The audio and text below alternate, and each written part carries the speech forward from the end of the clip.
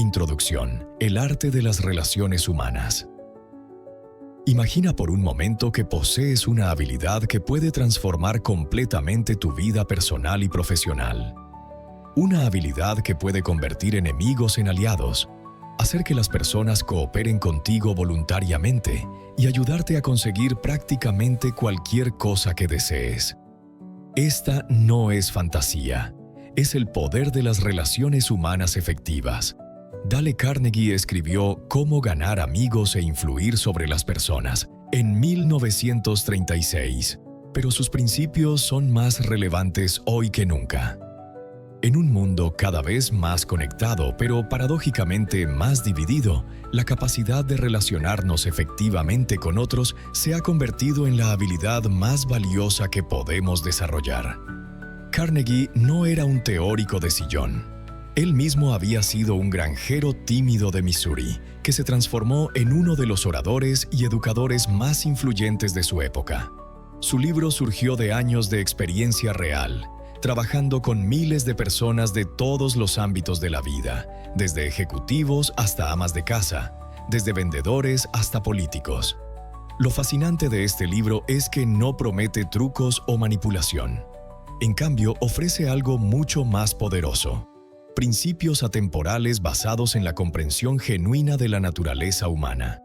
Estos principios se organizan en 4 partes fundamentales que cubren todo el espectro de las relaciones humanas. Primera parte: técnicas fundamentales para tratar con el prójimo. El error fatal de la crítica. Comencemos con una revelación sorprendente: la crítica es completamente inútil. Carnegie nos presenta el caso de Dos Pistolas Crowley, un famoso criminal de Nueva York.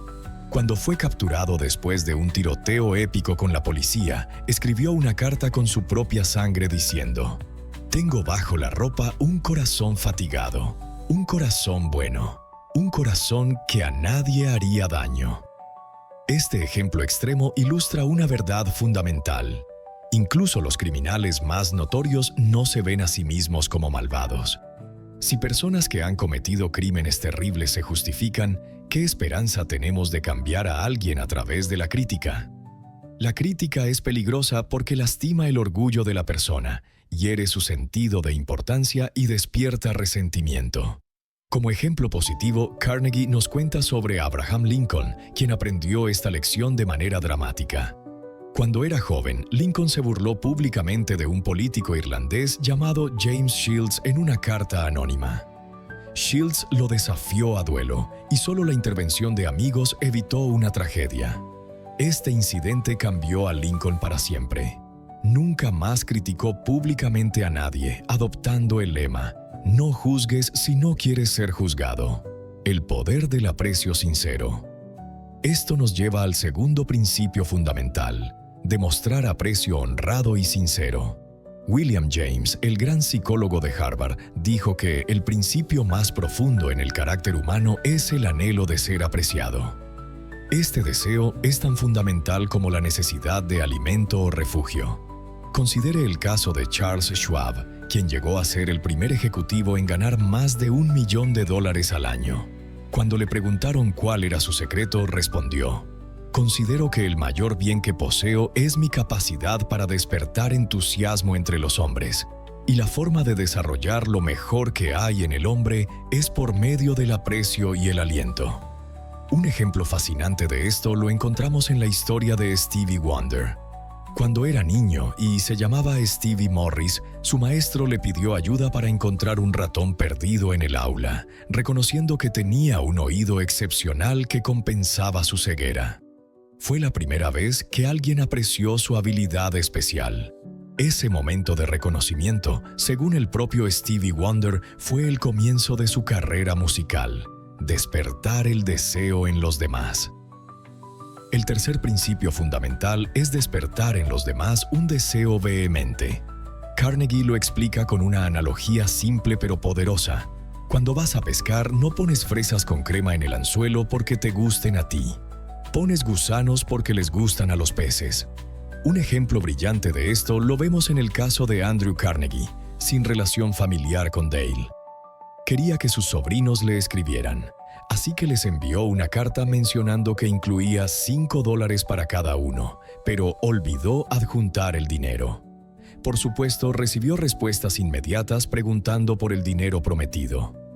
Otro caso notable es el de un padre que no lograba que su hijo de 3 años fuera al jardín de infantes.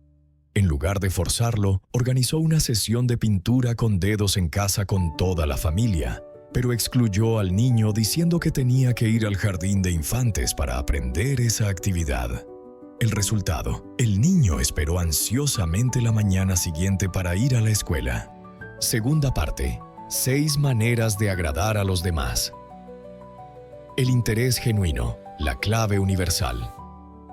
La primera manera de agradar a los demás es interesarse sinceramente por ellos. Carnegie cita al psicólogo Alfred Adler: el individuo que no se interesa por sus semejantes es quien tiene las mayores dificultades en la vida y causa las mayores heridas a los demás. Un ejemplo extraordinario de esto lo encontramos en Howard Thurston, el gran mago. Thurston reveló su secreto a Carnegie. Antes de cada presentación se decía a sí mismo: adoro a mi público, adoro a mi público. Esta actitud genuina de interés y afecto hacia su audiencia era parte integral de su éxito. Theodore Roosevelt también ejemplificaba este principio. Cuando visitaba la Casa Blanca años después de su presidencia, saludaba personalmente a cada empleado, desde los jardineros hasta los cocineros, recordando detalles personales sobre sus vidas.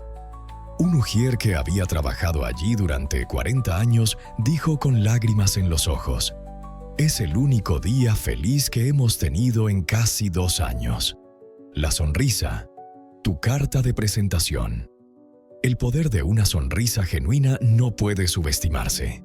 Charles Schwab dijo que su sonrisa le había valido $1 millón. Una sonrisa dice: «Me gusta usted, me causa felicidad, me alegro de verlo». Un ejemplo conmovedor lo proporciona un médico veterinario que describió cómo la sonrisa de un bebé de 9 meses transformó completamente el ambiente de su sala de espera llena de clientes malhumorados. El bebé sonrió a un hombre particularmente hosco, quien no pudo resistirse a sonreír de vuelta, iniciando conversaciones que convirtieron una experiencia tensa en una agradable para todos. El sonido más dulce. Su propio nombre. Para toda persona, su nombre es el sonido más dulce e importante en cualquier idioma. Jim Farley, quien llegó a ser director general de Correos de Estados Unidos, podía recordar los nombres de pila de 50,000 personas.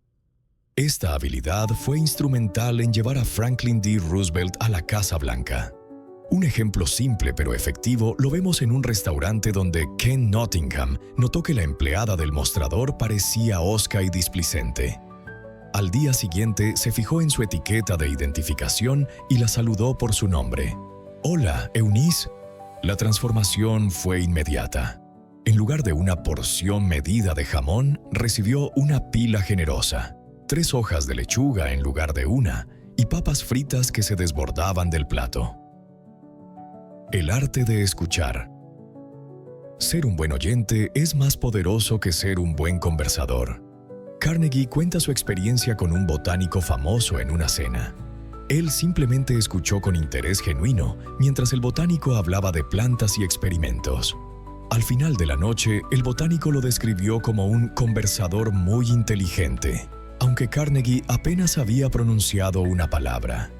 James Adamson, presidente de Superior Seating Company, utilizó este principio para conseguir un contrato importante. En lugar de presionar por una respuesta inmediata, se interesó genuinamente en la colección de estampillas del cliente para su hijo. Esta conversación llevó no solo a conseguir el contrato, sino a una amistad duradera. Hablar de los intereses del otro. Theodore Roosevelt tenía una táctica fascinante. Cada vez que esperaba a un visitante, se quedaba despierto hasta tarde la noche anterior estudiando el tema que más le interesaba a esa persona. Como resultado, podía conversar inteligentemente con cualquiera, desde vaqueros hasta diplomáticos. Un ejemplo empresarial notable lo protagoniza Edward L. Chalif, quien necesitaba financiación para enviar Boy Scouts a Europa. En lugar de comenzar con su solicitud, habló sobre el cheque de $1 millón que había emitido el ejecutivo, mostrando genuina admiración por este logro. Esta conversación no solo resultó en la financiación solicitada, sino que el ejecutivo decidió enviar a 5 niños en lugar de 1. Proporcionó una carta de crédito por $1,000 y personalmente los recibió en París. Hacer sentir importante a los demás. El deseo de sentirse importante es una de las diferencias principales entre los humanos y los animales. Napoleón Bonaparte creó la Legión de Honor y distribuyó 15,000 cruces entre sus soldados.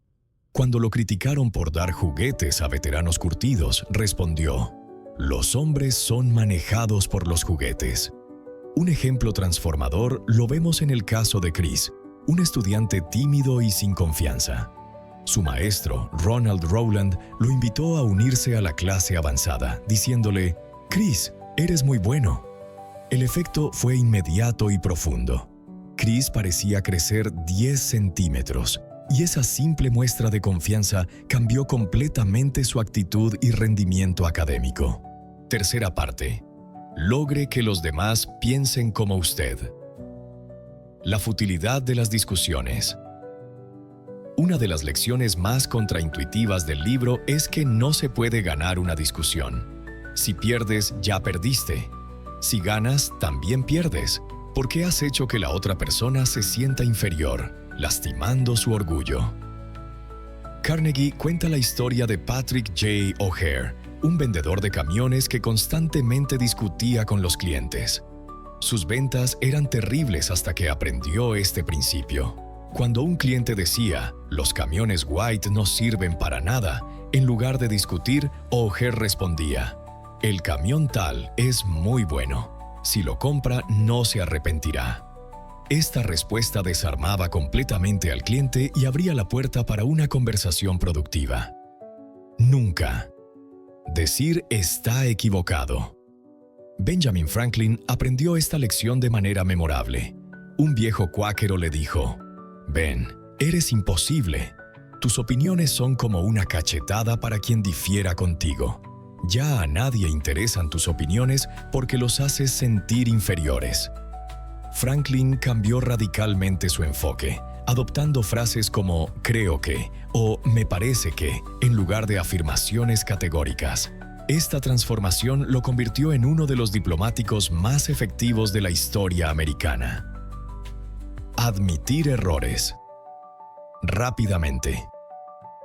Cuando cometes un error, la mejor estrategia es admitirlo rápida y enfáticamente. Carnegie cuenta una anécdota personal. Cuando paseaba con su perro en un parque donde estaba prohibido, un policía lo confrontó. En lugar de hacer excusas, Carnegie inmediatamente admitió su culpa y se disculpó. El resultado fue que el policía, en lugar de multarlo, lo trató con comprensión y le permitió continuar. Comenzar de manera amigable. Abraham Lincoln dijo: "Una gota de miel caza más moscas que un galón de hiel".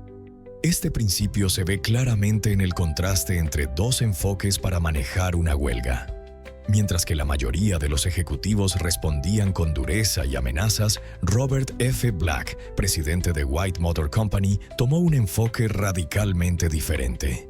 Felicitó a los huelguistas por la forma pacífica de su protesta y hasta les compró equipos deportivos. El resultado fue que los huelguistas comenzaron a limpiar voluntariamente los alrededores de la fábrica y la huelga se resolvió en menos de una semana. La técnica del sí. El profesor Overstreet explica que cuando una persona dice no, todo su organismo se pone en posición de rechazo. Por el contrario, cuando dice sí, adopta una actitud de aceptación. El objetivo es conseguir que la persona diga sí desde el principio. James Everson, cajero de un banco, utilizó esta técnica brillantemente con un cliente que se negaba a proporcionar información personal. En lugar de insistir en los requerimientos del banco, Everson preguntó: ¿no le gustaría que al morir transfiriéramos su dinero a su pariente más cercano sin errores ni retrasos? Por supuesto, el cliente dijo que sí, y gradualmente proporcionó toda la información necesaria. Dejar hablar a la otra persona. Un representante de ventas perdió su voz justo antes de una presentación crucial para conseguir un contrato de $1.6 millones. En lugar de hablar, simplemente escuchó mientras el presidente de la compañía examinaba sus muestras y defendía las ventajas del producto. El resultado fue que consiguió el contrato más grande de su carrera, precisamente porque no habló. Hacer que la idea sea suya. Las personas tienen mucha más fe en las ideas que ellas mismas descubren. Eugene Wesson, diseñador, había estado tratando de vender sus diseños sin éxito durante 3 años. Cambió su enfoque. En lugar de mostrar diseños terminados, llevó bocetos sin completar y pidió al cliente que le dijera cómo terminarlos. El resultado fue que todos los diseños fueron aceptados, porque el cliente sentía que eran creaciones suyas. Ver desde el punto de vista del otro. El decano Dunham de Harvard Business School dijo: «Prefiero caminar 2 horas por la acera frente a la oficina de un hombre antes que entrar sin una idea perfectamente clara de lo que voy a decirle y de lo que es probable que él responda, según mis conocimientos de sus intereses y motivos». Mostrar simpatía. Una de las frases más poderosas que puedes usar es: «No lo puedo culpar por sentirse como se siente. Si yo estuviera en su lugar, no hay duda de que me sentiría de la misma manera».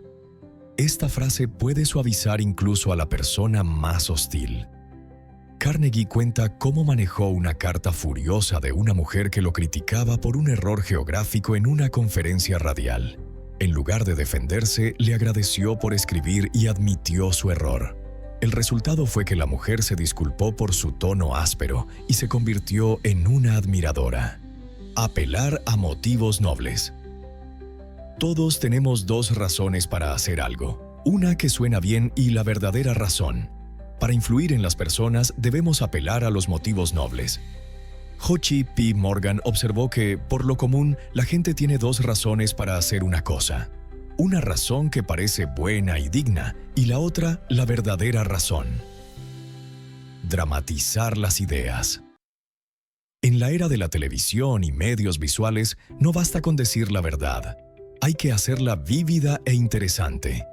Jim Gimmons, vendedor de cajas registradoras, dramatizó su punto arrojando monedas al suelo mientras le decía a un cliente: «Usted está literalmente tirando centavos a la calle cada vez que un cliente hace cola». Esta dramatización visual fue más efectiva que cualquier argumento verbal. Lanzar un desafío. Charles Schwab transformó la productividad de una fundición usando un método simple pero brillante. Cuando los trabajadores del turno diurno no alcanzaban su cuota, escribió un gran 6 en el suelo del taller. Cuando llegó el turno nocturno, preguntaron qué significaba. Al enterarse de que era el número de jornadas que había completado el turno diurno, borraron el 6 y escribieron un 7. Esta competencia amistosa llevó a que el taller se convirtiera en el más productivo de la fábrica. 4ª parte. Sea un líder. Cómo cambiar a los demás sin ofenderlos. Comenzar con elogios. Calvin Coolidge tenía una técnica efectiva para dar críticas constructivas. Un día le dijo a su secretaria: «Lindo vestido lleva esta mañana, señorita. La hace aún más atractiva». Después de este elogio sincero, agregó: «En adelante desearía que tuviera algo más de cuidado con la puntuación». El elogio inicial hizo que la crítica fuera mucho más fácil de aceptar. Llamar la atención. Indirectamente. En lugar de señalar errores directamente, es más efectivo hacerlo indirectamente. Marge Jacob tenía trabajadores de construcción que dejaban desorden en su patio. En lugar de quejarse, ella y sus hijos limpiaron el área. Al día siguiente, elogió al capataz por lo limpio que habían dejado el patio la noche anterior. Desde entonces, los trabajadores limpiaron voluntariamente después de cada día de trabajo. Hablar. Primero de propios errores. Clarence Zerusen descubrió que su hijo de 15 años estaba experimentando con cigarrillos. En lugar de regañarlo, le contó sobre sus propios errores con el tabaco. cómo había comenzado a la misma edad, cómo se había vuelto adicto y cómo había afectado su salud. Su honestidad sobre sus propios errores hizo que el mensaje fuera mucho más poderoso.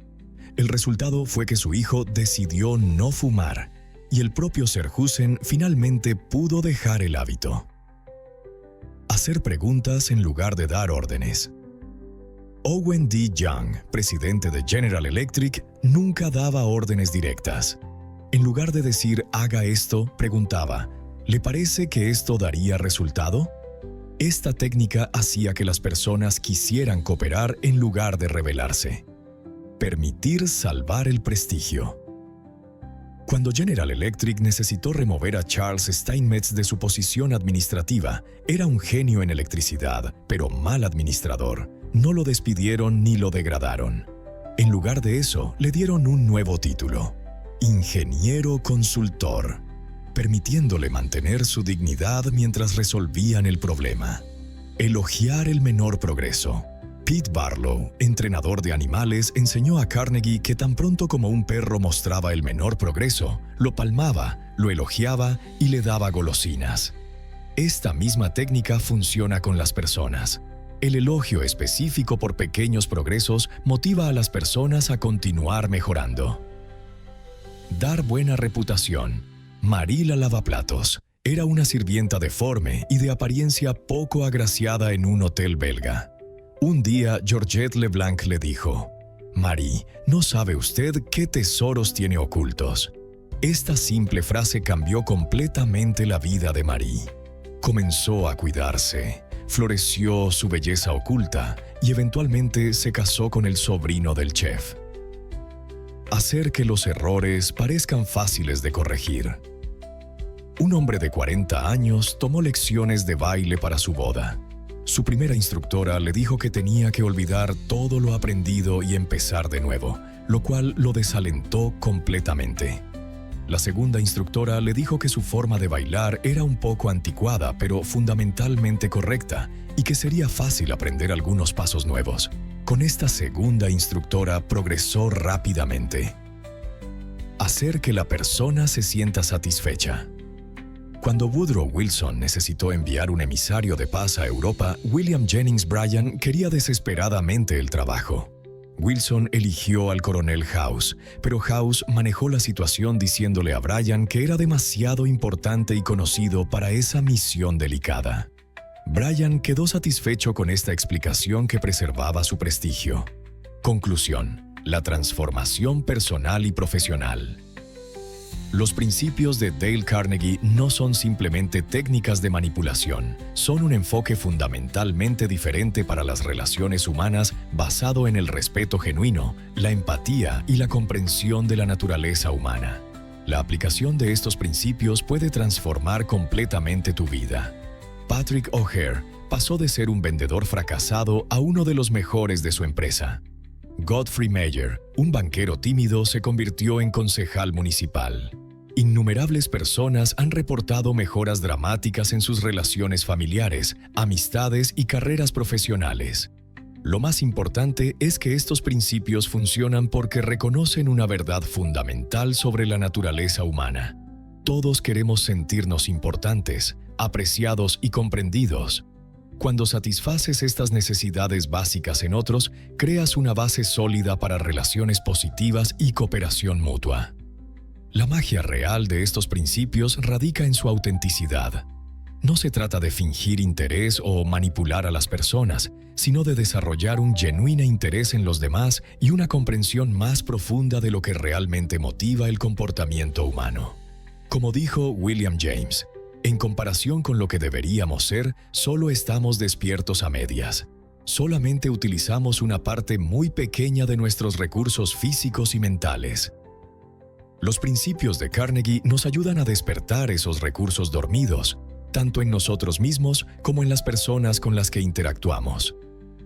En un mundo cada vez más impersonal y tecnológico, estas habilidades humanas fundamentales se vuelven aún más valiosas. La capacidad de conectar genuinamente con otros, de influir positivamente y de crear relaciones mutuamente beneficiosas no es solo una ventaja competitiva. es esencial para una vida plena y significativa. El verdadero poder de estos principios se revela cuando los aplicamos consistentemente en todas nuestras interacciones. No son trucos para usar ocasionalmente, sino una filosofía de vida que transforma no solo cómo otros nos ven, sino cómo nos vemos a nosotros mismos.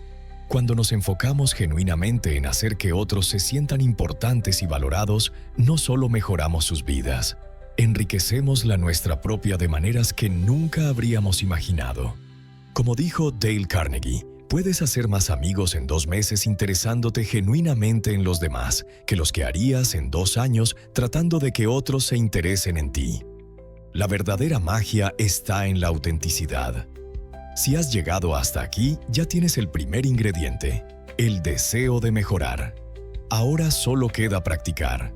Si este resumen te inspiró, compártelo y ayuda a que más personas descubran estos principios atemporales. Hasta la próxima.